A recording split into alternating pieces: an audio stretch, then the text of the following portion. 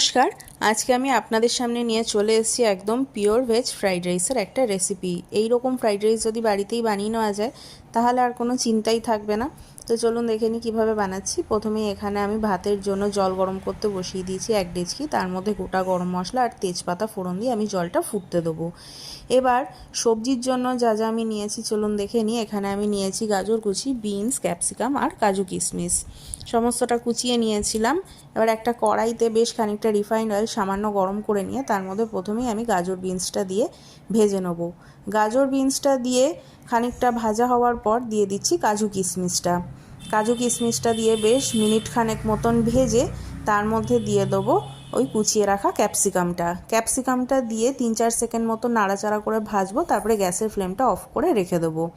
এবার এইগুলো ভাজা হতে হতে আমার ভাতের জলটাও ফুটে গেছে। এখানে আমি বাসমতি চাল আধ ঘন্টা আগে নুন জলে ভিজিয়ে রেখেছিলাম। তারপর ভালো করে ধুয়ে পরিষ্কার করে আমি ভাতটা করে নিয়েছি। ভাতটা হয়ে যাওয়ার পর ওর মধ্যে আমি দেখুন ওই ভাজা ভেজিসগুলো দিয়ে দিলাম ওপর দিয়ে হোমমেড গরম মশলা দিয়ে দিলাম, নুন আর চিনি পরিমাণ মতন দিয়ে বেশ খানিকটা ঘি দিয়ে আমি কাট অ্যান্ড ফোল্ড মোশনে এটাকে মিশিয়ে নেবো। যেহেতু ভাতটা 1 ডেচকি হয়েছিল তাই আমি 2 ভাগে মিশিয়েছি এটাকে। 2 ভাগে মিশিয়ে নেওয়ার পর একই ডেচকিতে আমি এটা ভাপাতে দিয়েছি, তাই দেখুন পুরো ডেচকিটা আমার ভরে গেছে।